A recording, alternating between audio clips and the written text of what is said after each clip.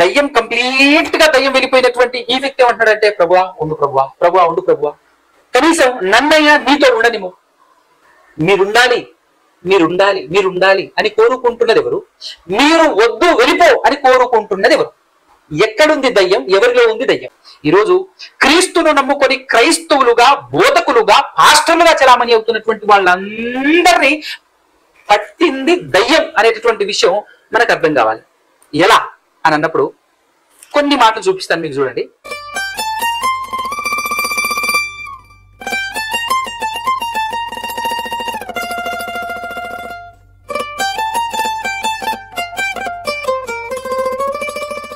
మనల్ని ఎంతగానో ప్రేమించి మన కొరకు తన ప్రియ కుమారుణ్ణి బలి చేసుకున్నటువంటి ఆ దేవదేవునికి, ఆయన కుమారుడు, మన రక్షకుడు యేసు ప్రభు పరిశుద్ధ నామములోనే ఆత్మ సహాయంతో స్తుతులు, స్తోత్రములు, కృతజ్ఞతాస్తుతులు చెల్లించుచున్నాను.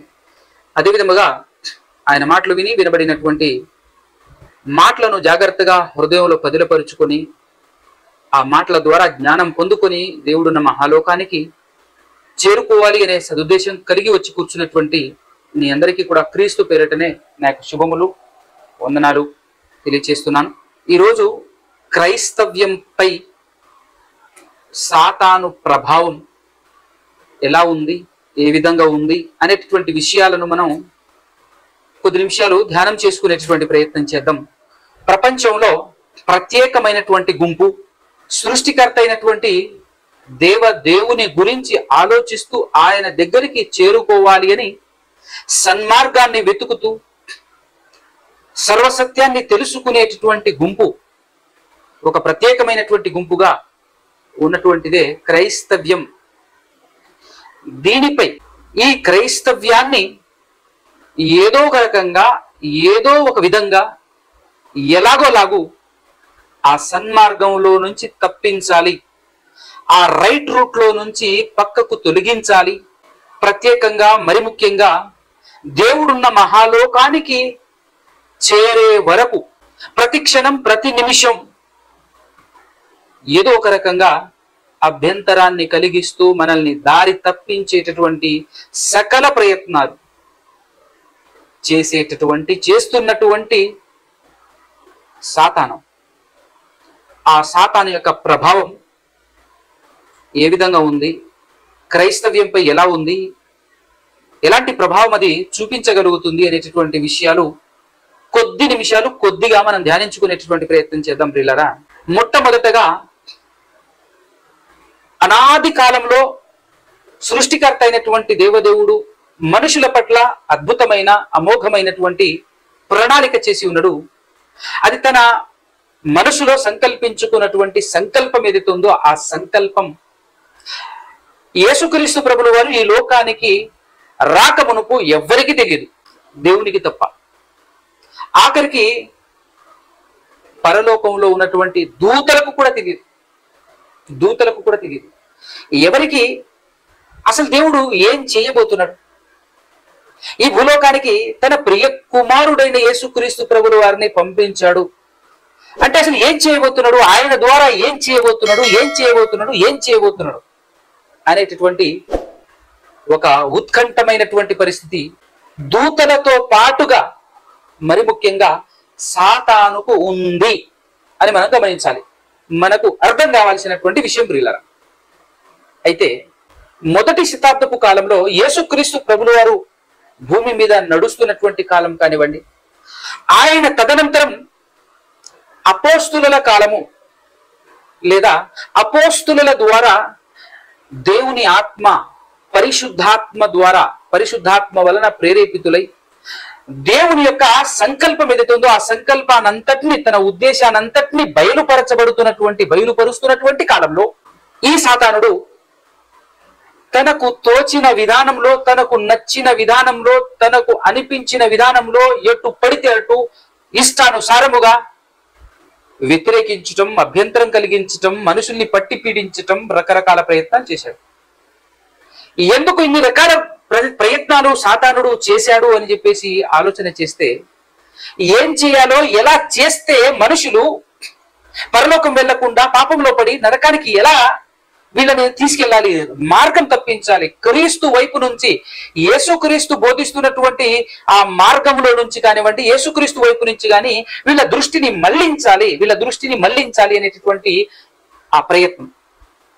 ఎలా చేస్తే మల్లుతారు, ఏ విధంగా చేస్తే మల్లుతారు అనేది ఒక పర్టికులర్ వే, ఒక పర్టికులర్ విధానం సాతానుకు కూడా తెలియదు.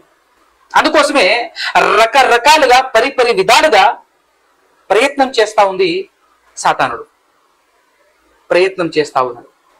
అలా ప్రయత్నం చేస్తూ అనేకుల్ని పట్టటం, పీడించటం, రకరకాలని చేయటం. దానికంటే ముందు మొట్టమొదట టార్గెట్ వెతుకుతుంది.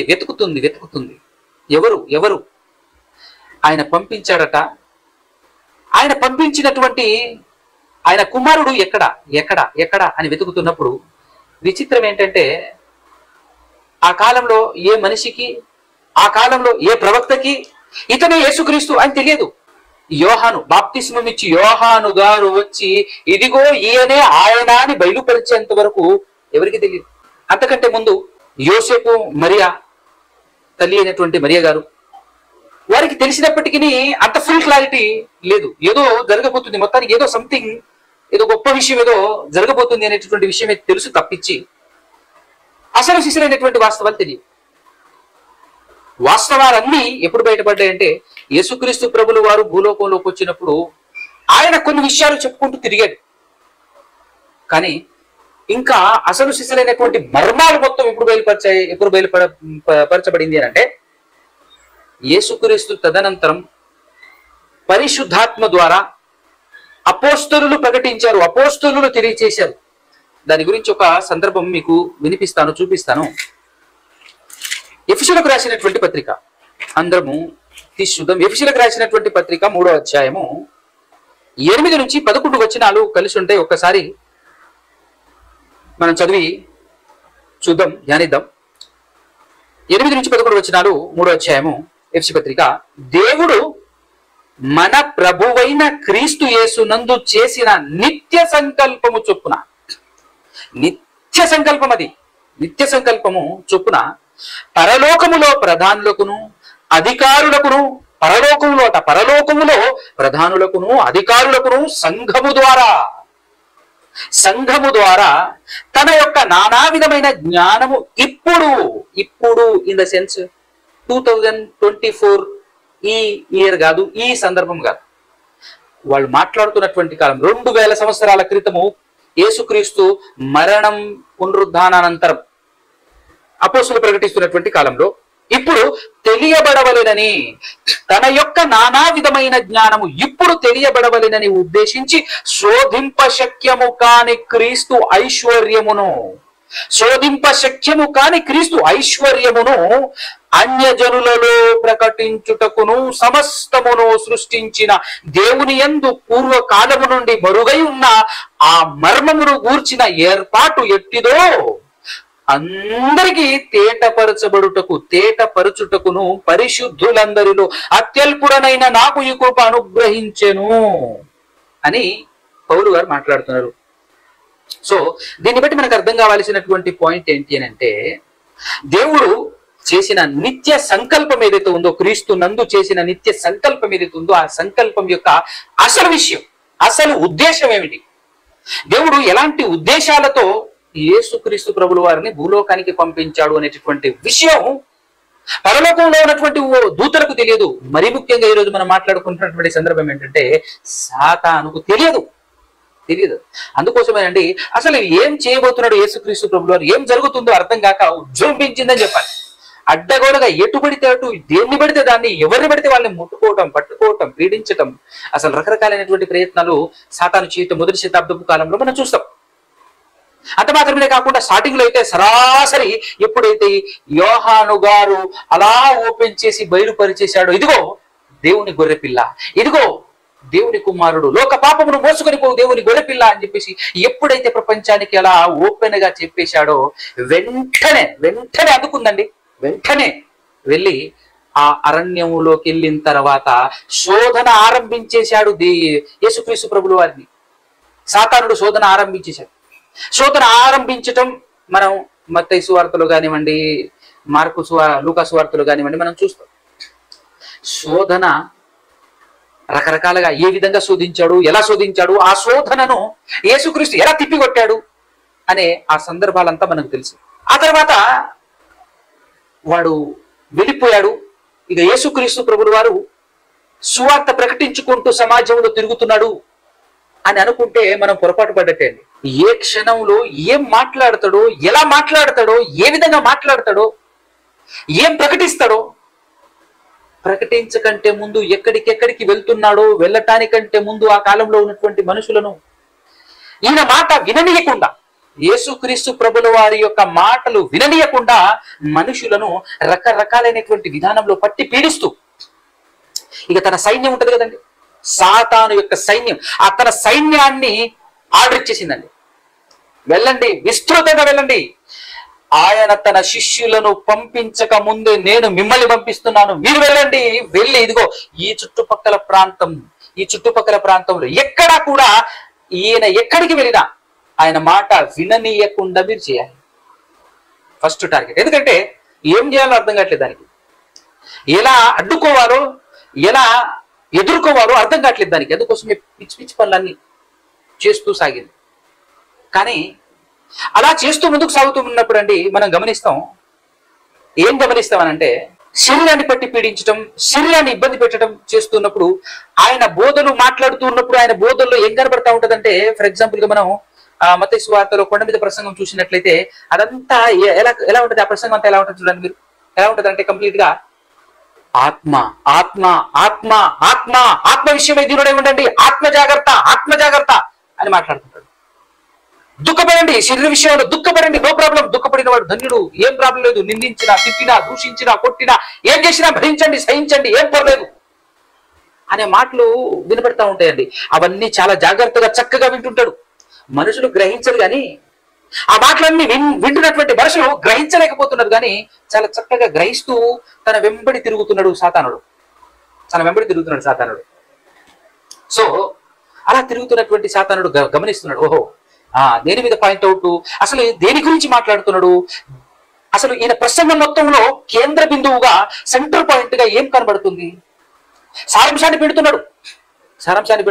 అదంతా వింటున్నాడు. మనుషులు ఏదో వింటున్నారు, ఏం దొరుకుతుందా అని చూస్తున్నారు తప్పించి, భోజనం దొరుకుతుందా, శరీరం బాగవుతుందా, ఇదంతా చూస్తున్నారు తప్ప అసలు సాతానుడు చాలా తెలివిగా దేన్ని కాన్సన్ట్రేషన్ పెట్టుకొని అసలు ఏ విషయాన్ని పాయింట్అవుట్ చేస్తూ యేసుక్రీస్తు ప్రభువులు మాట్లాడుతున్నాడు. అసలు ఎందుకు వచ్చాడు ఇప్పుడు మనకు తెలుసు.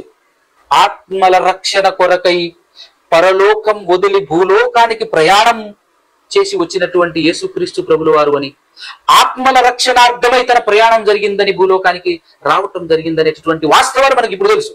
కానీ ఆ కాలంలో యూదులు, ఇశ్రాయేలీయులు సహితము ఎప్పటి నుంచో మెస్సియా వస్తాడు, మెస్సియా రాబోతున్నాడు అని ఎదురు చూస్తున్నటువంటి వాళ్ళు కూడా, వాళ్ళ ఇంటెన్షన్ ఎలా ఉందో తెలుసా, యేసుక్రీస్తు ప్రభుల వారు క్రీస్తు మెస్సియా రాబోతున్నాడు, ఇదిగో ఈ రోమిల దగ్గర నుంచి మనల్ని విడిపించేసి ఆయన ఒక రాజ్యాన్ని స్థాపిస్తాడు, ఒక రాజ్యం స్థాపించి అందులో మనల్ని ఉంచి పరిపాలన చేస్తాడు, ఒక సెపరేట్ ఇశ్రాయేల్ సామ్రాజ్యం, ఇశ్రాయేల్ రాజ్యం ఒకటి ఏర్పడబోతుందని ఫిజికల్ గా, భౌతికంగా అలానే ఆలోచిస్తున్నారు వాళ్ళు. అంతే తప్పించి అసలు ఇంటెన్షన్ వాళ్ళకు కూడా తెలియదు. అందుకోసమే అసలు ఇంటెన్షన్ తెలియక, అర్థం కాక వాళ్ళు కూడా వ్యతిరేకిస్తున్నారు. సాతానుడు చాలా జాగ్రత్తగా ఎదుర్కోవటానికి చాలా తెలివితో, ఎందుకనంటేనండి ఎవరైనా మనం ఎదుర్కోవాలి అని అంటే, ఎవరితోనైనా మనం గెలవాలి అని అంటే మనం ఏం చేస్తాం, ఎవరు గెలవాలి అని అంటే తెలివైనటువంటి వాడు ఏం చేస్తాడనంటే జాగ్రత్తగా పసిగడతాడు, ఆలోచిస్తాడు. మీరు చూడండి, లోకంలో ఒక రాజకీయ నాయకుడిని చంపటం కోసం అని చెప్పేసి దాదాపు సంవత్సరాల కొద్ది ప్లాన్ ఉంటుంది, చాలా రోజుల నుంచి ప్లాన్ చేస్తూ ఉంటాడు. ఎందుకో తెలుసా, ఆయన దినచర్య ఏంటి, ఆయన ఎలాంటి ప్లాన్ చేస్తున్నాడు, ఏ పనులు చేస్తున్నాడు, ఎలాంటి స్కీమ్స్ వేస్తున్నాడు, ఎక్కడికెక్కడికి ప్రయాణం చేస్తున్నాడు, ఎలా ప్రయాణం చేస్తున్నాడు, ఎవరెవరితో ప్రయాణం చేస్తున్నాడు, ఇవన్నీ బాగా స్టడీ చేస్తారనమాట. లేకపోతే దొరకడు ఎదుటి వ్యక్తి. తెలివైనటువంటి వాడు చేసేటటువంటి ప్రయత్నాలు. కాబట్టి ఇక్కడ సాతానుడు కూడా చాలా నిమ్మలంగా, జాగ్రత్తగా అడుగులు వేస్తున్నాడు. తన సైనికుల్ని లేదా తన దూతల్ని, తనతో పాటు ఉన్నటువంటి దూతల్ని, ఇదిగో మీరు ఇష్టానుసారంగా ఇష్టం వచ్చినట్టు మనుషుల్ని పీడించండి, ఇబ్బంది పెట్టండి, బాధ పెట్టండి అని చెప్పేసి పంపించేసినప్పటికీ వీడు మాత్రం జాగ్రత్తగా యేసుక్రీస్తు బోధలు వింటూ అడుగులేస్తున్నాడు. వీడు చాలా తెలివైనటువంటి వాడు. ఈ విషయం ఒక సందర్భం చదువుతున్నప్పుడు నాకు చాలా ఆలోచనలో పడి అసలు ఏం జరుగుతుంది, అసలు వీడి ప్లాన్స్ ఏంటి, వీడు ఎలా అడుగులు వేసుకుంటూ వచ్చాడు స్టార్టింగ్ లో నుంచి ఇప్పటి వరకు, అసలు ఏం జరుగుతుంది అనేటటువంటి ఆలోచించినప్పుడు ఒక చక్కటి సందర్భం నాకు ఆలోచింపజేసింది. వారి గురించి ఆలోచించడానికి చాలా దోహదపడింది అనే చెప్పాలి. ఏంటి అని అంటే, యేసుక్రీస్తు ప్రభువు వారు కొండ మీద ప్రసంగం, మనకు తెలుసు మత్తయి సువార్త 5, 6, 7 అధ్యాయాలు కొండ మీద చక్కటి ప్రసంగం, అద్భుతమైనటువంటి ప్రసంగం, కానీ విని ఎరగని అద్భుతమైనటువంటి ప్రసంగం చేసి అదంతా కూడా కంప్లీట్ గా చూస్తే ఆత్మకు సంబంధించినటువంటి విషయాలు అద్భుతంగా చెప్పేసి బయటకు వచ్చేసిన తర్వాత 8వ అధ్యాయంలో అలా ఒక కుష్ఠరోగిని బాగు చేసి కపెర్నహూములోనికి వెళ్ళిన తర్వాత అక్కడ ఒక శతాధిపతి తన దాసుని గురించి అడిగి బాగు చేయమని అడిగినప్పుడు ఆ విషయం కూడా చక్కగా చేసేసుకొని దాటుకుంటూ పేతురు గారి ఇంటికి వెళ్ళి పేతురు గారి ఇంట్లో ఉన్నటువంటి తన అత్తను బాగు చేసిన తర్వాత అక్కడ అనేకులు తమ రోగాలను కుదుర్చుకోవటానికి, స్వస్థతను పొందుకోవటానికి చాలా మంది రావటం, వాళ్ళందరినీ స్వస్థపరచడం అయిపోయిన తదనంతరం యేసుక్రీస్తు ప్రభువు వారు అక్కడి నుంచి గదరేనీయుల దేశానికి ప్రయాణం అవుతాడండి. అంటే గలిలియా సముద్రం దాటి అవతలున్నటువంటి గదరేనీయుల దేశానికి ప్రయాణమై అలా వెళ్తున్నప్పుడు మార్గ మధ్యలో ఒక పడవ ప్రయాణంలో ఆ దోణిలో వెళ్తున్నప్పుడు అలిసి యేసుక్రీస్తు ప్రభువు వారు ఆ దోణి అమరబున పడుకోవటం, తుఫాను చెలరేగటం, గాలి తుఫాను ఆ ఇన్సిడెంట్ కూడా జరుగుతుంది సముద్రంలో. ఈయన లేచి గద్దించటం, గాలి నిమ్మలమైపోవటం, సముద్రం నిమ్మలించటం, అదంతా అయిపోయిన తర్వాత ఆ దరికి గదరేనీయుల దేశం ఆ దరికి అక్కడికి వెళ్ళిన తర్వాత దయ్యం పట్టినటువంటి చాలా దయ్యాలు, అంటే సాతాను దూతలు, అనేకమైనటువంటి సాతాను దూతలు పట్టి పీడిస్తూ ఇబ్బంది పెడుతున్నటువంటి ఒక వ్యక్తి. నాకు వచ్చినటువంటి ఆలోచన ఏంటంటే, ఇక్కడ చుట్టుపక్కల అనేక ప్రాంతాలు ఉంటుండగా యేసుక్రీస్తు ప్రభువు వారికి ఖచ్చితంగా ఇదిగో ఈ మనకు ఎదురుగా కనబడుతున్నటువంటి గలిలయ సముద్రం దాటి ఆ దరికి వెళ్ళాలి. అసలు ఆ సీన్ మనందరికి తెలుసు కాబట్టి ఓవరాల్ గా ఒక మాట చెప్తాను. అలా అవతలికి వెళ్ళి ఒక్క వ్యక్తిని స్వస్థత పరిచి రిటర్న్ వచ్చేస్తాం. ఇది ఓవరాల్ గా జరిగినటువంటి పాయింట్. అంటే ఇక్కడ మనం ఒక ఆలోచన చేస్తే కేవలం ఆ వ్యక్తి కోసమే వెళ్ళి ఆయన్ని బాగు చేసి రిటర్న్ వచ్చినట్టు ఉంటుంది ఓవరాల్ గా ఆలోచన చేస్తే. కానీ ఇన్బిల్ట్ గా డెప్త్ గా ఆలోచిస్తే ఎన్ని విషయాలు బయటపడతాయి ఏంటండి, అద్భుతమైన విషయాలు బయటపడ్డాయి. అలా వెళ్ళిన తర్వాత మత్తయి సువార్త, లూకా సువార్త, మార్కు సువార్త, 3 సువార్తల్లో ఈ సందర్భం రాయబడి ఉంటుంది. అయితే మత్తయి సువార్తలో మాత్రమే అనేక దయ్యాలు పట్టినటువంటి 2 అని చూపిస్తారు మత్తయి గారు. మార్కు గారు ఒక్కరే అని అంటారు, లూకా గారు కూడా ఒక్కరే అని మాట్లాడారు. సో ఒక్కరా ఇద్దరా అనే విషయం కాకుండా ఈరోజు మనం మాట్లాడకపోయేటటువంటి విషయం ఏంటంటే, సాతాను వాడిని అర్థం చేసుకోవటం. ఎందుకనంటే ఇప్పటికీ క్రైస్తవ ప్రపంచం 99% సాతానును అర్థం చేసుకోవటంలో విఫలమైంది అని చెప్పాలి. విఫలమైంది కనుకనే ఈరోజు క్రైస్తవ్యం విఫలమై కనబడుతుంది ప్రపంచంలో. అవునా కదా? ఎలాంటి విధానం క్రైస్తవ్యంలో కనబడుతుంది? అసలు ఎవరైనా, ఏ పాస్టర్ అయినా యేసుక్రీస్తు ప్రభువు వారిని విలువిస్తున్నాడా? మేము నమ్ముకున్నాం గొప్ప గొప్ప పాటలు పాడుతుంటారు ఆయన పేరిట, పెద్దగా ఆయన గురించి గొప్పగా చెప్తుంటారు. కానీ ఆయన మాటల్ని ఏమాత్రం ఖాతరు చేశారా, విలువిచ్చారా, లెక్క చేస్తున్నారా? డైరెక్ట్ గా పాస్టర్లు అయితే యేసుక్రీస్తు ప్రభువు వారు ఏదైతే చెప్పాడో, చెప్పింది బైబిల్లో ఉంటది, వాళ్ళు చదువుతారు, దానికి కరెక్ట్ గా ఆపోజిట్ చేస్తుంటారు. దానికి కరెక్ట్ గా ఆపోజిటే వ్యతిరేకంగానే చేస్తుంటారు. చూడండి మీరు, చాలా విషయాలు, అనేక విషయాలండి అలా వ్యతిరేకంగానే ఏదైతే చెప్పాడో, ఏదైతే చేయవద్దని చెప్పాడో అదే చేస్తారు. దాన్ని బట్టి మనం ఆలోచన చేయాలి, అసలు ఏం జరుగుతుంది క్రైస్తవంలో, ఇలా జరగడానికి గల కారణం ఏంటి, అసలు జరుగుతున్నది ఏంటి అని మనం ఆలోచన చేస్తే, ఇదిగో ఈ సందర్భంలో నాకు ఒక విషయం అర్థమైంది. అది మీ ముందు వచ్చేసి నేను ఈ పాఠం ముగించే ప్రయత్నం చేస్తాను. అలా గదరేనీయుల దేశంలోనికి వెళ్ళినటువంటి యేసుక్రీస్తు ప్రభువు వారు అక్కడ ఉన్నటువంటి దయ్యము పట్టినటువంటి వ్యక్తిని చూడటం జరుగుతుంది. చూసిన తర్వాత ఆ దయ్యాన్ని, ఎవరు, నీ పేరేంటి అని చెప్పేసి అడగటం మనం మార్కు సువార్తలో చూద్దాం. మార్కు సువార్త 5వ అధ్యాయంలో అడిగిన తర్వాత ఏం జరుగుతుందో చూద్దాం. సేనా దయ్యం పట్టినటువంటి ఆ వ్యక్తి, ఆయన పొజిషన్ ఎలా ఉంది అని అంటే, తనను తాను గాయపరుచుకోవటం, శరీరాన్ని తనను తాను ఇబ్బంది పెట్టుకోవటం, తన శరీరాన్ని పాడు చేసుకునేటటువంటి పనిలో ఉన్నాడు. ఎవరు చేస్తున్నారు తన శరీరాన్ని పాడు, ఎవరు చేస్తున్నారు అని అంటే, తనకు స్పృహ లేదండి. తనకు సోయి లేదు. కరెక్ట్ గా చెప్పాలంటే స్పృహ కలిగినటువంటి ఏ ఒక్కడు కూడా తన శరీరాన్ని తను పాడు చేసుకోడు. తన శరీరాన్ని తను పాడు చేసుకుంటున్నాడు అని అంటే తనకు స్పృహ లేదు. స్పృహ లేనంత రేంజ్ లో ఒకటి కాదు, రెండు కాదు, సేనా దయ్యాలు, చాలా దయ్యాలు తనలో ఉండటం వల్ల, అనేక సాతాను యొక్క దూతలు ఉండటం వల్ల తను ఏం చేస్తున్నాడో అర్థం కావట్లేదు. సంఖ్యలతో బంధిస్తుంటే ఆ సంఖ్యలను కూడా తుత్తురియలుగా చేసి ఆ సంఖ్యలను తెంచేసి పరిగెడుతున్నాడు. ఊర్లో మాత్రం అసలు ఉండట్లేడు. అడవుల్లోనూ సమాధులలో తిరుగుతూ తనను తాను గాయపరుచుకుంటున్నాడు తప్ప ఎవరిని ఇబ్బంది పెట్టట్లేడు. ఇక్కడ జాగ్రత్తగా ఆలోచన చేస్తే అసలు సాతాను దూతలు ఏం చేస్తున్నాయి, అసలు దానివల్ల సాతానికి ఏం లాభం? ఏమంటే మతి స్థిమితం కోల్పోయి మనం ప్రవర్తించుచున్నాము అని అంటే ఫస్ట్ థింగ్ మనం గమనించాల్సినటువంటి విషయం ఏంటంటే అది పాపం కాదు. మనం కావాలని చేస్తే, ఉద్దేశపూర్వకంగా చేస్తే పాపం. అసలు మనకు ఒక పిచ్చోళ్ళు ఉంటారు కదా, పిచ్చోళ్ళు వాళ్ళు ఏం చేస్తారు, వాళ్ళకి ఏమైనా అవగాహన ఉందండి? నేను చెప్తున్నాను, పుట్టినప్పటి నుంచి చచ్చేంత వరకు పిచ్చోళ్ళు అలా తిరుగుతుంటారు. పిచ్చోళ్ళు ఉంటారు చూసారా, 100% పరలోకం అండి వాళ్ళకు, 100% పరలోకం. డామ్ షూర్ అనమాట, గ్యారంటీ, ధోకా లేదు వాళ్ళకు. నాకు తెలివి ఉంది, నాకు కళ్ళు ఉన్నాయి, నాకు చెవులున్నాయి, నాకు నోరు ఉన్నాయి అని అన్నీ ఉన్నటువంటి వాళ్ళకి ఈరోజు సమస్య.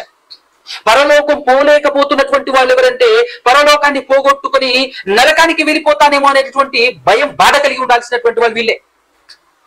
మతి స్థిమితం లేకుండా చేసే ఏ కార్యం కూడా పాపం కిందికి ఉండదండి. స్పృహ లేనప్పుడు ఏం చేసినా కూడా, మతి స్థిమితం లేనప్పుడు ఏం చేసినా కూడా అవి పాపాని కింద లెక్క ఉండదు. అది మనందరికీ తెలిసినటువంటి విషయమే. కానీ అలాంటి కార్యక్రమం చేస్తుంది ఇక్కడ సాతాను, లేదంటే దయ్యం. ఆ దయ్యాలు పట్టి ఏం చేస్తుందో చూడండి. ఎందుకు అలా చేస్తుంది ఆ దయ్యం? ఆ దయ్యాలన్నీ పట్టి ఎందుకు ఆ వ్యక్తిని పీడిస్తున్నాయంటే ఏం చేయాలో వాళ్ళకి తెలియదు, వాడికి తెలియదు. ఏం చేస్తే ఒక వ్యక్తిని మనం నరకానికి పంపించగలమో క్లారిటీ లేదు. ఎందుకు క్లారిటీ లేదంటే కంప్లీట్ దేవుని సంకల్పం బయలుపరచబడలేదు. అప్పటికి బయలుపరచబడుతున్నటువంటి కాలం. దూతలనైతే సాతానుడు పంపించేసేసి ఇలాంటి కార్యక్రమాలు చేపిస్తున్నాడు. కానీ సాతానుడు యేసుక్రీస్తును జాగ్రత్తగా ఫాలో అవుతున్నాడు. యేసుక్రీస్తును జాగ్రత్తగా ఫాలో అవుతూ ఆయన చెప్పిన మాటలను బట్టి జాగ్రత్తగా అడుగులేస్తున్నాడు అనే విషయం మనకు ఈ సందర్భంలో అర్థమవుతుంది, జాగ్రత్త మనం ధ్యానం చేస్తే. అలా యేసుక్రీస్తు ప్రభువు వారు ఆ వ్యక్తి దగ్గరికి రావటం, ఆ వ్యక్తిలో ఉన్నటువంటి ఆ సేన దయ్యాలు ఏమని మాట్లాడుతున్నాయి, యేసుక్రీస్తు ప్రభువు వారితో ఎలా మాట్లాడే ఒకసారి మనం చూద్దాం. మార్క్స్ వార్త 5వ అధ్యాయంలో 5 నుంచి చూద్దాం. వాడు ఎల్లప్పుడూ రాత్రింబగళ్ళు సమాధులలోను కొండలలోను కేకలు వేయిచు తను తాను రాళ్లతో గాయపరుచుకొనుచు ఉండెను. వాడు దూరము నుండి యేసును చూచి పరిగెత్తుకొని వచ్చి ఆయనకు నమస్కారము చేసి యేసు, సర్వోన్నతుడైన దేవుని కుమారుడా, నాతో నీకేమి? నన్ను బాధపరచుకుమని దేవుని పేరట నీకు ఆనబెట్టుచున్నానని బిగ్గరగా కేకలు వేసెను. చూసారా, గుర్తుపట్టడం. దూరంగా ఉన్నటువంటి యేసుక్రీస్తు ప్రభువుని చూసి గుర్తుపట్టింది అని అంటే తెలుసు ముందుగానే. ఎందుకంటే అక్కడ బాప్తిస్మం ఇచ్చి యోహాను గారు బయలుపరిచేశాడు కదా, ఇతనే అని చెప్పి బయలుపరిచేశాడు కదా, కథం గుర్తుపట్టిస్తున్నాయి. గనుక పరిగెత్తుకుని వచ్చేసి ఏం చెప్తున్నాయి? యేసు దేవుని కుమారుడే, సర్వోన్నతుడైన దేవుని కుమారుడా, నాతో నీకేమి పని? నన్ను బాధపరచుటకు దేవుని పేరట నీకు బాధపరచుకుమని దేవుని పేరట నీకు ఆనబెట్టుచున్నానని బిగ్గరగా కేకలు వేసెను. ఎందుకనగా ఆయన అపవిత్రాత్మ ఈ మనుష్యుణ్ణి విడిచిపోమ్మని వానితో చెప్పాను, మరియు ఆయన నీ పేరేమని వాడిని అడుగగా వాడు నా పేరు సేన ఏలైనగా మేము అనేకులమని చెప్పి తమ్మును ఆ దేశములో నుండి తోలివేయవద్దని ఆయనను మిగుల బతిమాలుకొనెను. ఆ దేశములో నుండి మమ్మను తోలివేయవద్దని ఆయనను మిగుల బతిమాలుకొనెను అని ఇక్కడ ఉంది కదా. ఒక్కసారి లూకాసు వార్త 8వ అధ్యాయంలో ఇదే సందర్భాన్ని మనం చూసినట్లయితే అక్కడ ఇంకొక పాయింట్ మనకు కనబడుతుంది. 8వ అధ్యాయము లూకాసు వార్త 8వ అధ్యాయము 28వ వచనం లూకాసు వార్త. వాడు యేసును చూచి కేకలు వేసి ఆయన ఎదుట సాగిలపడి, యేసు, సర్వోన్నతుడైన దేవుని కుమారుడా, నాతో నీకేమి? నన్ను బాధపరుచుకుమని నిన్ను వేడుకొనుచున్నాను అని కేకలు వేసి చెప్పెను. ఎలయనగా ఆయన ఆ మనిషిని విడిచి వెలుపలికి రమ్మని ఆ అపవిత్ర ఆత్మకు ఆజ్ఞాపించును. అది అనేక పర్యాయములు వాణ్ణి పట్టుచు వచ్చెను గనుక వానిని గొలుసులతోనూ సంఖ్యలతోనూ కట్టి కావలి అందుంచిరి గాని వాడు బంధకములను తెంపగా దయ్యము వానిని అడవిలోనికి తరుముకొని పోయెను. 30-31 వచ్చిన చూడండి. యేసు నీ పేరేమని వాడిని అడుగుగా చాలా దయ్యములు వానిలో చొచ్చి ఉండెను గనుక వాడు తన పేరు సేన అని చెప్పి పాతాళములోనికి పోవుటకు తమకు ఆజ్ఞాపింపవద్దని ఆయనను వేడుకొనెను. పాతాళములోనికి పంపవద్దు అని వేడుకున్నాయట. అక్కడేమో మార్క్స్ వార్తల్లేమో ఈ దేశంలో నుంచి మమ్మల్ని బయటికి తోలవద్దు, ఈ దేశం నుంచి మమ్మల్ని వెళ్ళగొట్టవద్దు అని మాట్లాడినట్టు మనకు మార్కు సువార్తలో కనబడితే, మమ్మల్ని పాతాళానికి పంపకండి అనేటటువంటి విధంగా లూకా సువార్తలో ఆ సందర్భం మనకు తెలియజేస్తా ఉంది. అలాగే మరొక మాట మత్తయి సువార్తలో ఇంకొక విషయం మనకు అర్థమవుతుంది. ఇక్కడ 29వ వచనం, మత్తయి సువార్త 8వ అధ్యాయం 29వ వచనం చూడండి. వారు ఇదిగో దేవుని కుమారుడా నీతో మాకేమి, కాలము రాకమునుపే మమ్మును బాధించుటకు ఇక్కడికి వచ్చితివా అని కేకలు వేసిరి. కాలము రాకమునుపే మమ్మును బాధించుటకు ఇక్కడికి వచ్చితివా అని కేకలు వేసిరి. అంటే మనకు అర్థం కావాలి, కాలము రాకమునుపే మమ్మల్ని బాధపరచడానికి, ఇబ్బంది పెట్టడానికి నువ్వు వచ్చేసావా అనే ఈ సందర్భం గుర్తుపెట్టుకోండి. రెండోది, ఈ దేశంలో నుంచి మమ్మల్ని వెళ్ళగొట్టకండి. రెండో సందర్భం. మూడో సందర్భం, ఎక్కడికి వెళ్ళగొడితే ఎక్కడికి వెళ్ళగొడతాడు, అసలు ఎక్కడికి వెళ్ళకూడదు, వీళ్ళ ఉద్దేశం, ఆ దయ్యాల యొక్క ఉద్దేశం ఏమిటి?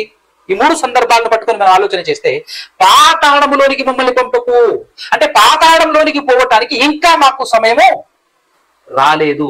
సో పాతాళానికి మీరు మమ్మల్ని పంపించటానికి సమయం ఇంకా రాలేదు గనక మమ్మల్ని బాధించుటకు ఎందుకు వచ్చావు అని చెప్పేసి మాట్లాడుతుండడం జరుగుతుంది. ఇక్కడ ఆ దయ్యాలు మాట్లాడుతున్నాయి, ఇంకా మాకు సమయం ఉంది, ఇంకా మాకు టైం ఉంది, ఇప్పుడే ఎందుకు మమ్మల్ని బాధించడానికి, మమ్మల్ని పాతాళానికి పంపించడానికి వచ్చేసావు అనే విధంగా మాట్లాడుతుంది అని అంటే, టైం వాటికి ఇవ్వబడింది, వాటికి ఇవ్వబడిన టైంలోనే అవి ఉన్నాయి, పని చేస్తున్నాయి. మనుషుల్ని మోసపరిచి, మనుషుల్ని దారి తప్పించి, సన్మార్గంలో నుంచి తప్పించి నరకానికి తీసుకొని వెళ్లే ప్రయత్నం అవి చేస్తున్నాయి అనే విషయం మనకు అర్థం కావాలి. వాటితో పాటుగా అవి ఎంతో, సాతానుడు పక్కనే ఉన్నాడనే విషయం మాత్రం మర్చిపోకండి. సాతాను దూతలు చేస్తున్నటువంటి కార్యక్రమాలు గమనిస్తూ ఉండాలి. సాతానుడు యేసుక్రీస్తు పక్కనే ఉన్నాడనేటటువంటి విషయం అర్థం కావాలి. అయితే ఇప్పుడు దయ్యాలు ఏం అడిగినాయి నెక్స్ట్ అని అంటే, ఇదిగో మమ్మల్ని అయితే పంపించకు, మాకు ఇంకా సమయం ఉంది. అయితే ఒక చిన్న రిక్వెస్ట్ ఏంటంటే, అక్కడ పందుల మంద కనపడుతున్నాయి దగ్గరండి. ఒక అంచనా ఏంటంటే, ఎన్ని దయ్యాలు, సేన అన్నప్పుడు ఎన్ని దయ్యాలు ఈ వ్యక్తుల్లో ప్రవేశించి ఉండొచ్చు అని అన్నప్పుడు దగ్గర 2000 నంబర్ అండి, 2000 దయ్యాలు పట్టి ఉండొచ్చు. మామూలు విషయమా? అందుకోసమే సంఖ్యలతో బంధించినా కూడా తెంపేసుకొని వెళ్ళిపోతున్నాడు. 2000 ఎలా చెప్పగలుగుతున్నావు నెంబర్ నువ్వు అని అంటే, ఆ దయ్యాలు అడుగుతాయి, అదిగో పందుల మంద అక్కడ మేయుచున్నవి, ఆ పందులలోనికి దూరుటకు మాకు సెలవిమ్ము అని అడుగుతాయి. ఇంతకు ఆ పందులు మంద ఎంత ఉంది అని అంటే 2000 పందులు ఉన్నాయట. 2000 పందులు ఉంటాయి అక్కడ. 13వ వచనం 5వ అధ్యాయము మార్కు సువార్త 13వ అధ్యాయం 13వ వచనం 5వ అధ్యాయం 13వ వచనం మార్కు సువార్తలో, యేసు వాటిని సెలవీయగా ఆ అపవిత్రాత్మలు వానిని విడిచి పందులలో ప్రవేశింపగా ఇంచుమించు 2000 సంఖ్య గల ఆ మంద ప్రపాతము నుండి సముద్రము దారిని వడిగా పరిగెత్తుకొని పోయి సముద్రములో పడి ఊపిరి తిరగక చచ్చింది. అంటే మనం ఆలోచన చేయాల్సినటువంటి పాయింట్ ఏంటంటే, ఇప్పుడు ఈ దయ్యాలన్నీ ఒక రిక్వెస్ట్ పెట్టుకున్నాయి, ఆ పందుల మందలో దూరటానికి, ఆ పందులలో దూరటానికి పర్మిషన్ ఇవ్వని అడిగినాయి. ఓకే, మరి పందుల్లో దూరటానికి అని చెప్పేసి పర్మిషన్ అడిగిన తర్వాత ఆ పందుల్లో దూరి ప్రశాంతంగా ఉండొచ్చుగా. ఆ పందులను సరాసరి తీసుకెళ్లి సముద్రంలో పడేసి చంపటం ఏంటి? సముద్రంలో పడి అసలు ఎందుకు చంపాయి? ఒకవేళ చంపేసినాయి అనుకో, ఇప్పుడు ఆ చచ్చిపోయిన శవాలలో, చచ్చిపోయిన పందుల్లో ఉండే అవకాశం ఉందా? దయ్యాలు ఉంటాయి, ఉండే అవకాశం ఉందా? లేవన్నప్పుడు ఎందుకు చంపినట్టు అంటే, వీటి వెనకాల ఆపరేట్ చేస్తున్నటువంటి వాటి అధికారి ఉన్నాడు కదా, ఎవరు? సాతానుడు. ఆయన యేసు ప్రభుతోనే తిరుగుతుంటాడు. యేసు ప్రభుతోనే తిరుగుతుంటాడు అని చెప్పేసి ఎలా చెప్పగలవు నువ్వు అని చెప్పేసి మీరు క్వశ్చన్ వేయచ్చు. ఎందుకనంటే ఒకానొక సందర్భంలో తనతో పాటు ఉన్నటువంటి శిష్యులు, ఆ శిష్యులలో అగ్రగణ్యుడు, చురుకైనటువంటి వాడుగా పనిచేస్తున్నటువంటి వ్యక్తి పేతురు గారండి. మనకు తెలుసు ఆ సందర్భం. ఆ పేతురు గారి ద్వారానే రూట్ ని రివర్స్ చేసే ప్రయత్నం, అసలు ఉద్దేశం ఏదైతే ఉందో, యేసు క్రీస్తు ప్రభువారు ఎందు నిమిత్తం అయితే వచ్చాడో ఆ పని చెప్పిన వెంటనే అడ్డగించే ప్రయత్నం పేతురు గారి ద్వారా వీడు చేస్తాడు. అంటే వెనకాల ఉన్నటువంటి పేతురులోనే దూరిపోయాడు సాతానుడు చాలా తెలివిగా. అక్కడ అంటే ఒక అవగాహన ఏంటంటే, ఓహో అంటే పట్టి పీడించడం, శరీరాన్ని ఇబ్బంది పెట్టడం వల్ల ఉపయోగం లేదు, చాలా తెలివితో చేయాల్సినటువంటి పని అనమాట. వీళ్లను దారి తప్పించాలి, పరలోకం వెళ్లకుండా నరకానికి నాతో పాటు గుంజుకొని వెళ్ళాలి అని అంటే చాలా తెలివితో చేయాల్సినటువంటి పని అనమాట అని అప్పుడప్పుడే గ్రహిస్తున్నాడు. వాడు గ్రహించి పేతురు ద్వారా చెప్పించినటువంటి విషయం మత్తయి సువార్త 16వ అధ్యాయంలో మనకు తెలిసిందే. వెంటనే యేసుక్రీస్తు ప్రభువారు రివర్స్ తిరిగి ఏమంటాడు ఒకసారి ఆ మాట చూద్దాం, మనకి ఇంకా అవగాహన రావాలి అని అంటే. మత్తయి సువార్త 16వ అధ్యాయము 22-23 వచనాలు చూసినట్లయితే 22వ వచనంలో పేతురు యేసుక్రీస్తు ప్రభువు వారి చెయ్యి పట్టుకుని, ప్రభువా అది నీకు దూరమగును గాక. ఏది నీకు దూరమగును గాక? దేవుడు ఏ సంకల్పాన్ని దేనికోసమైతే ఏది ఉద్దేశించి ఈ లోకానికి యేసు ప్రభువును పంపించాడో అది జరగకూడదు అనే కోణంలో పేతురు గారు మాట్లాడటం. నీకెన్నడూ కలగదని ఆయనను గద్దింపసాగాను. అది నీకు దూరమవును గాక, అది నీకెన్నడూ కలగదని ఆయనను గద్దింపసాగాను. యేసు ప్రభువుని గద్దిస్తున్నాడు చూడండి. ఎవరు? పేతురు గారు. తర్వాత 5వ వచనం, అయితే ఆయన పేతురు వైపు తిరిగి, సాతానా నా వెనుకకు పొమ్ము అంటే అర్థం ఏంటని అంటే ఎంపటే తిరుగుతున్నాడు అనమాట. వెనకాలనే తిరుగుతున్నాడు వాడు. తన దూతల్ని బయటికి పంపించేసిన, విస్తృతంగా పనిచేయడానికి పంపించేసిన వీడు మాత్రం ఎవరి వెంట తిరుగుతున్నాడు? యేసు ప్రభు వెంటే తిరుగుతున్నాడు అనమాట. ఓహో, అందుకోసం యేసుక్రీస్తు ప్రభువు గమనించి, నా వెనక నుంచి పొమ్ము, నీవు నాకు అభ్యంతర కారణమై ఉన్నావు, నీవు మనుషుల సంగతులని తలంచుతున్నావు కానీ దేవుని సంగతులను తలంపకున్నావు అనే విషయం మాట్లాడతాం. సో దీన్ని బట్టి మనం ఆలోచన చేస్తే ఇక్కడ తెలివైనటువంటి కార్యక్రమం సాతానుడు చేశాడు. 8వ అధ్యాయము మత్తయి సువార్తలో ఈ గదరేనుల దేశంలో దయ్యము పట్టినటువంటి వారి విషయంలో సాతానుడు తెలివైన పని చేశాడు అని చెప్పేసి మనం గ్రహించాలి, మనకు అర్థం కావాలి. ఎందుకంటే పందుల మందలు దూరటం, ఆ పందుల్ని చంపేయటం. ఇప్పుడు ఏం జరిగింది? ఇప్పుడు మనుషులు ఏం ఆలోచిస్తారు? యేసుక్రీస్తు ప్రభుల వారు మన దేశంలో అడుగు పెట్టటంతోనే భయంకరమైన ఆస్తి నష్టం. 2000 పందులు మేపుతున్న ఆయన పరిస్థితి, ఆయన బతికేంటి? నెక్స్ట్ ఆ మంద కలిగినటువంటి వారి విషయం ఏంటి? ఆయన బతికేంటి? ఏం కావాలి? ఇప్పుడు ఈ సాంకేతం వెళ్ళింది ఎక్కడికి? ఆ ఊరికి, ఆ పట్టణానికి ఈ విషయం వెళ్ళినప్పుడు ఇప్పుడు అందరూ ఏం చేస్తారు? ఉన్న వాళ్ళందరూ, విన్నటువంటి వాళ్ళందరూ ఏం చేస్తారు?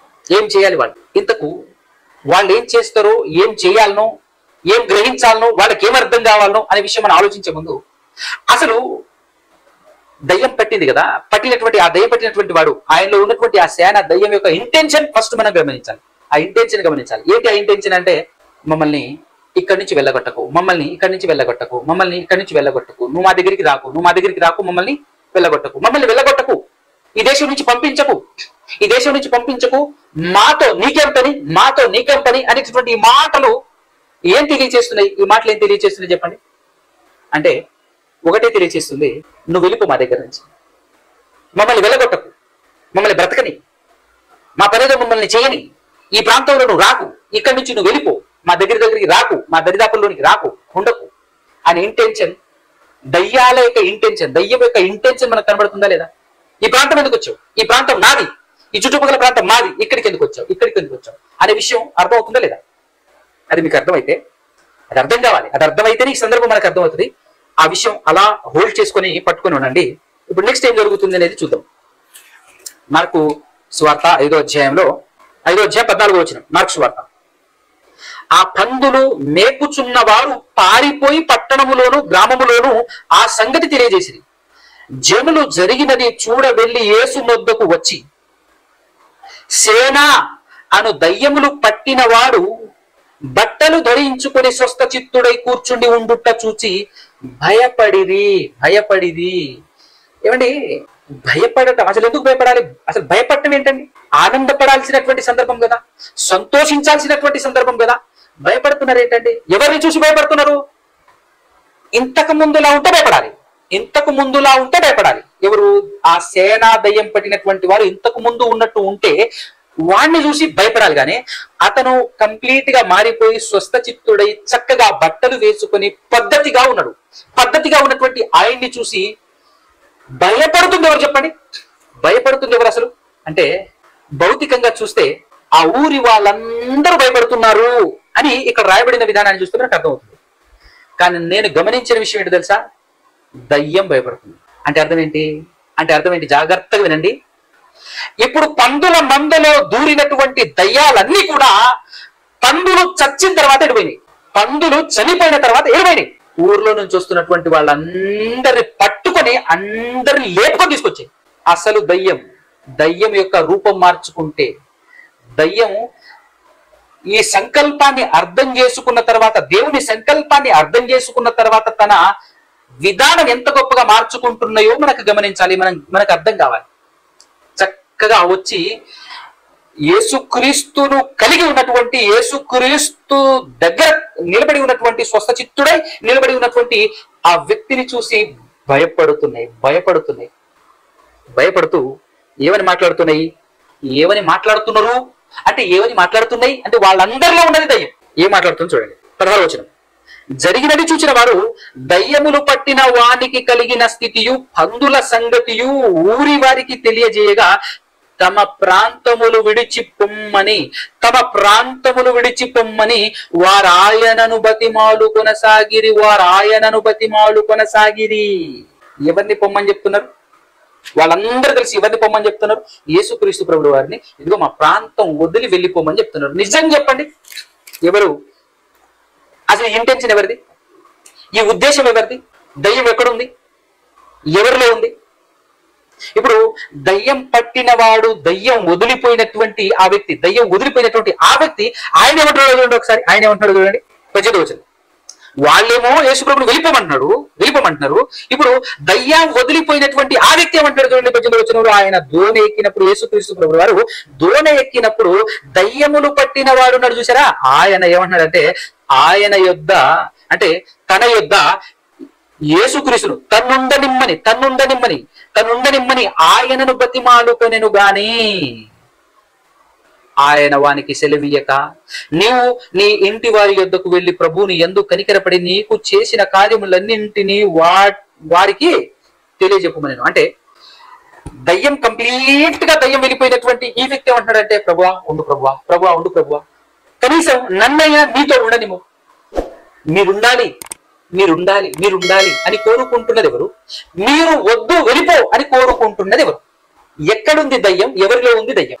జాగ్రత్తగా గమనించాలి. ఈరోజు దేవుని సంకల్పం ప్రకటింపబడిన తర్వాత, పరిపూర్ణంగా ప్రకటింపబడిన తర్వాత గ్రహించినటువంటి దయ్యం రంగు మార్చుకుంది, రూపం మార్చుకుంది. ఇప్పుడు ఏం చేయాలి అంటే, ఒకప్పుడు పట్టి పీడించటం లాంటివి చేస్తే నిరుపయోగం, దానివల్ల యూజ్ లేదు, ఉపయోగం లేని కార్యక్రమం. అది కాదు చేయాల్సింది ఏదో తెలుసా? చాలా తెలివి కలిగి జ్ఞానంగా రూట్ మార్చాలి. ఫర్ ఎగ్జాంపుల్ గా ఎలా రూట్ మార్చాలి అని అంటే, ఈరోజు క్రీస్తును నమ్ముకొని క్రైస్తవులుగా, బోధకులుగా, పాస్టర్లుగా చలామణి అవుతున్నటువంటి వాళ్ళందరినీ పట్టింది దయ్యం అనేటటువంటి విషయం మనకు అర్థం కావాలి. ఎలా అని అన్నప్పుడు కొన్ని మాటలు చూపిస్తాను మీకు. చూడండి, మత్తయి సువార్త కొండ మీద ప్రసంగం. ఈ కొండ మీద ప్రసంగం యేసుక్రీస్తు ప్రభువు చేసిన ప్రసంగానికి ఎవరైనా విలువిస్తారా అంటే పాస్టర్లు విలువిస్తారా? విలువిచ్చే పాస్టర్లు ఎవరైనా ఉన్నారా? ఎంతమంది ఉన్నారో ఒకసారి చెప్పండి. మీకు రెండు విషయాలు చూపిస్తాను. ఒకటి 6వ అధ్యాయం, మత్తయి సువార్త 6వ అధ్యాయము 16వ వచనం చూడండి. మీరు ఉపవాసము చేయునప్పుడు వేషధారుల వలె దుఃఖముక్కునై ఉండకుడి, తాము ఉపవాసము చేయుచున్నట్టు మనుషులకు కనబడవలెనని, మనుషులకు తెలియపరచబడవలెనని వారు తమ ముఖములను వికారము చేసుకుందురు. వారు తమ ఫలము పొంది ఉన్నారని నిశ్చయముగా మీతో చెప్పుచున్నాను. ఉపవాసము చేయుచున్నట్టు మనుషులకు కనబడవలెనని కాకుండా రహస్యమందు నీ తండ్రికే కనబడవలెనని నీవు ఉపవాసము చేయునప్పుడు నీ తల అంటుకొని నీ ముఖము పడుగుకొనుము. అప్పుడు రహస్యమందు చూచుచున్న నీ తండ్రి నీకు ప్రతిఫలమిచ్చును అని యేసుక్రీస్తు ప్రభువు వారు చెప్పినటువంటి మాట. అసలు ఏ పాస్టర్ అయినా లెక్క చేస్తాడండి? విలువిస్తాడా? అసలు ఈ మాట విలువిస్తాడా? కానీ దీనికి కంప్లీట్ గా తెలిసి మరి కావాలని రివర్స్ చేస్తున్నారు లేదా? 100 రోజుల ఉపవాస ప్రార్థన, 50 రోజుల ఉపవాస ప్రార్థన అని స్టేట్మెంట్లు ఇస్తున్నటువంటి పాస్టర్లకు సిగ్గుందా అసలు వీళ్ళు యేసుక్రీస్తు నమ్ముకున్నారా అండి? బహిరంగంగా పబ్లిక్ గా యేసుక్రీస్తును ఎక్కిరిస్తుంటే, యేసుక్రీస్తు ప్రభువు వారిని ఎక్కిరిస్తున్నటువంటి వాళ్ళు వీళ్ళు కాదా? ఏమయ్యా, సీక్రెట్ గా చేయాలా? ఇంట్లో చేయాలా? ఎవరికి తెలియకుండా చేయాలా? భలే చెప్పినవులే. పోస్టర్లు అతికిస్తాం, పాంప్లెట్లు అతికిస్తాం, యూట్యూబ్ లో అద్భుతమైనటువంటి ప్రచారం చేస్తాం, ఉపవాస ప్రార్థన కూడిక రండి అని చెప్పేసి ప్రచారం చేస్తాం. అబ్బా, ఎవరిని ఎట్టకారంగా చేస్తున్నది? యేసు ప్రభుకే ఎట్టకారం చేస్తున్నట్టు కదా ఇది. అంటే ఇలాంటి పాస్టర్లందరూ ఎవరు చెప్పండి? వీళ్ళలో ఎవరున్నారు చెప్పండి? అసలు యేసుక్రీస్తు గురించి పెద్ద పాటలు పాడతారు, మళ్ళా గొప్పగా పాటలు పాడుతుంటారు. కానీ ఆయన చెప్పే మాటలు అసలు ఏమైనా లెక్కుందా? అసలు కౌంట్ చేస్తున్నారా? ఖాతరు చేస్తున్నారా? తీసిపడేస్తున్నారు. అసలు తీసిపడే పక్కన విషయం, యేసుక్రీస్తుకు కాలేలా, ఆయనకు కాలే పనులు వీళ్ళు చేస్తున్నారు. మండేలా సీక్రెట్ గా ఉపవాసం చేసుకోండి అండి, సీక్రెట్ గా చేసుకోండి, దేవుడిని మీకు ప్రతిఫలం ఇస్తాడు, మనుషులకు కనబడవాలని నేను చేయకండి అని చెప్పేసి ఆయన అంటే, ఆహా అవునా, ఎట్లా ప్రతిఫలం వస్తుందో చూద్దాము అని చెప్పేసి అన్నట్టుగా, అక్కడ కాదు మాకు కావాల్సిన ప్రతిఫలం ఇక్కడ అనే విధంగా పబ్లిసిటీ, మీకోసమే ప్రార్థన అని ఒక ఆయన ఏడుస్తూనే ఉంటాడు. ఏం చేసినా అంటే ఉపవాసం, ఎవరి కోసం? మీకోసమే ఉపవాసం చేస్తున్నాను. 50 రోజులు ఉపవాసం ఎందుకు తెలుసా? మీరు ఒక్కరు కూడా మిస్ అవ్వకూడదు, ఒక్కరు కూడా పరలోకం మిస్ అవ్వకూడదు, అందరూ పరలోకం రావాలని చెప్పేసి మీకోసమే 50 రోజుల ఉపవాస ప్రార్థన అని ఏడుస్తూ ఉంటాడండి. నిజం చెప్పనా? అది అసలు దేవునికి ఎలా వినబడుతుంది చెప్పనా? బిడ్డలారా, ఒక్కరు మిస్ అవ్వకూడదు, మీరందరూ కూడా నాతో పాటు నరకానికి రావాలి. అందుకోసమే మీకోసమే ఈ పబ్లిసిటీ ప్రార్థన, ఈ ఉపవాస ప్రార్థన దేవునికి అలానే వినబడుతుంది. ఈ పదం ఎలా ఉంటుందంటే, ఈ విధానం ఎట్లుందని అంటే, ఒక కథ విన్నాను చిన్నప్పుడు. కొంగ చెరువు దగ్గరికి వెళ్ళేసి ఒంటికాల మీద తపస్సు చేస్తూ ఉంటుందట. చేప వచ్చి అడుగుతుందట, కొంగ బావ ఎందుకు తపస్సు చేస్తున్నావు అని చెప్పేసి చేప అడిగితే అంటదట, నీకోసమే బిడ్డలారా అంటాడట. ఎవరి కోసం? మీకోసమే ఈ తపస్సు. ఎందుకు అంత ఏమొచ్చింది అని చెప్పేసి అంటే, చెరువు ఎండిపోబోతుంది, మీరందరూ చచ్చిపోబోతున్నారు, ఎలా అని ఆలోచిస్తున్నాను. అమ్మో అవునా, అయితే ఏం చేయాలి బాబా అని చెప్పేసి చేపలు అడిగినప్పుడు అంటాడట, చాలా దూరాన ఒక పెద్ద చెరువు చూసినా, కానీ అక్కడికి ఎలా తీసుకెళ్ళాలి మిమ్మల్ని అని ఆలోచిస్తున్నాను అని చెప్పేసి అంటే, ఇంకే మా ఫ్రెండ్స్ అందరినీ మా వాళ్ళందరినీ చెప్పేసేస్తాను, రోజుకొక్కరిని తీసుకెళ్ళు, రోజుకొక్కరిని ఇద్దరిని తీసుకెళ్ళు, ఆ చెరువులో పడేసి అని చెప్పేసి అవి కమిట్మెంట్కి వస్తాయంట. దానికోసమే నేను మిమ్మల్ని ప్లాన్ వేసింది అని చెప్పేసి ఒక్కొక్కటిగా వస్తుంటే ఆరామ్స్గా పట్టుకొని వెళ్ళిపోయి ఆ కొండ మీదకి వెళ్ళేసి తింటున్నారా. ఈ పాస్టర్లు కూడా అంతే, సాతానుతో నిండిపోయి తెలివిగా సాతానుడు చేస్తున్నటువంటి పని ఏంటో తెలుసా? యేసుక్రీస్తుకు కంప్లీట్ గా విరుద్ధమైనటువంటి పనులు చేపిస్తుంటాడు. ఇంకొక మాట చూపిస్తాను. 6వ అధ్యాయంలోనే, మత్తయి సువార్త 6వ అధ్యాయంలో 2వ వచనం చూడండి. 6వ అధ్యాయం 1-2 కూడా చూద్దాం. మనుషులకు కనబడవలెనని వారి ఎదుట మీ నీతి కార్యము చేయకుండా జాగ్రత్త పడండి అంటున్నాడంటే, ఎంత జాగ్రత్త పడాల్సినటువంటి విషయం అండి అది. ఎంత జాగ్రత్త పడాల్సినటువంటి విషయం. అసలు ఆయన మాటకు విలువ ఉందా? ఈ పాస్టర్లు విలువిస్తున్నారా యేసు మాటలకి? లెక్కగా ఖాతరు కూడా చేయట్లేడు. లేని ఏడల పరలోకమందు మీ తండ్రి ఏదో మీరు ఫలము పొందుదురు, అలా చేయకపోతే మీరు ఫలం పొందుదురు అంటే ఏదో పరలోకం వస్తుంది అనుకుంటున్నారే, మరి పాడై నరకం శిక్ష అనుభవిస్తారు అని చెప్తున్నాడు. తర్వాత 2వ వచనం, కావున నీవు ధర్మము చేయనప్పుడు మనుషుల వలన ఘనత పొందవలనని వేషధారులు సమాజ మందిరములలోనూ వీధులలోనూ చేయులాగున నీ ముందర బూర ఉదింపవద్దు, వారు తమ ఫలము పొంది ఉన్నారని నిశ్చయముగా మీతో చెప్పుచున్నాను అని చెప్పాడు. డైరెక్ట్ గానే కదా చెప్పాడు. బూర డబ్బా కొట్టుకోకండి, జనాలకు చూపించుకోకండి, అనేకులు కనబడాలి అని చెప్పి చూపించుకోకండి అని చెప్పేసి చెప్తానే ఉంటే, మన పాస్టర్లు, దయ్యం పట్టినటువంటి ఈ పాస్టర్లు ఎంత జాగ్రత్తగా సాతానుడు వీళ్ళలో దూరి ఎలాంటి కార్యక్రమాలు చేస్తున్నాడు. కంప్లీట్ విరుద్ధం. యేసుప్రభు ఏదైతే చెప్పాడు దానికి రివర్స్, యేసుప్రభు ఏదైతే బోధించాడో దానికి రివర్స్. యూట్యూబ్ లో పెట్టి భోజనం ప్యాకెట్లు ఇస్తూ పబ్లిసిటీ, చిన్న పనులు. కరెక్ట్ గా చెప్పాలంటే ఆ బిల్డప్ కోసమే నీ సహాయం తప్ప ఒరిజినల్ ఇంటెన్షన్ కాదు. సహాయం చేయాలి, అనేకులు ఆదుకోవాలి అని చెప్పేసి ఇంటెన్షన్ వాళ్ళది అది కాదు. దెబ్బ కొట్టడమే. అనేకులకు చూపించుకోవాలి, సొమ్ము చేసుకోవాలి, అనేకులకు చూపించుకోవాలి, సొమ్ము చేసుకోవాలి. అంటే ఫలం పొంది ఉన్నారు అంటే ఇదే. వీళ్ళు ఇక్కడ ఫలమే పొందుతారు తప్పించి పరలోకం రారు. అందరు నరకానికి. ఇలాంటివి అనేకములండి. బైబిల్లో లేనివి. యేసుక్రీస్తు పుట్టినరోజు ఉందా? లేదు. కానీ చేయట్లే అస్సలు మామూలుగా కాదు. ఎవ్వరు ఆపలేరు వాళ్ళు. అంటే ఏ రేంజ్ లో సాతాను దూరిందో చూడండి. క్రిస్టమస్ అంటారు, ఈస్టర్ అంటారు. ఇలాంటి బైబిల్లో లేనివి అనేకములు క్రియేట్ చేసుకున్నారు. పండగలు పబ్బలు చేయొద్దయ్యా అన్నాడా లేదా బైబిల్లో? కొరింథీయులకు రాసినటువంటి పత్రిక 3వ అధ్యాయము 16వ వచనం చూసినట్లయితే చెప్పాడు. చూద్దాం. 2వ అధ్యాయం 16వ వచనం. కొరింథీయులకు రాసినటువంటి పత్రిక 2వ అధ్యాయం 16వ వచనంలో, కాబట్టి అన్నపానముల విషయంలోనైనాను, పండుగ, అమావాస్య, విశ్రాంతి దినము అను వాటి విషయంలోనైనాను మీకు తీర్పు తీర్చని వారికి అవకాశం ఇవ్వకుడి. ఇవి రాబో వాటి ఛాయే గాని నిజ స్వరూపం క్రీస్తులో ఉన్నది. ఎవరికి కావాలి నిజ స్వరూపము? అవసరం లేదు అని చెప్పేసి నోటి మాటతోనే మేము క్రీస్తు క్రీస్తు క్రీస్తు అని చెప్పేసి మాట్లాడతాం తప్ప ఆయన పెట్టిన ఏ మాట మేము లెక్క చేయము అని చెప్పేసి కావాలని రివర్స్గా తిరుగుతున్నటువంటి పాస్టర్లు కనపడతట్లే. పండితులుగా చలామణి అవుతున్నారు వాళ్ళ వల్ల. కానీ యేసుక్రీస్తుకు ఎక్కడో కాలేటట్టు పనిచేస్తా ఉంటారు. యేసుక్రీస్తు ప్రభువు వారు చెప్పినటువంటి మాటలకు కరెక్ట్ గా ఆపోజిట్ గా చేస్తా ఉంటారు. ఇక్కడ చెప్పిండు అపవాస్య, పండుగ, విశ్రాంతి దినం అని చెప్పాడు. ఇవి కాదు ఒరిజినల్, నిజస్వరూపం క్రీస్తులో ఉన్నది, ఇవి కావు అని చెప్తూనే ఉన్నాడా?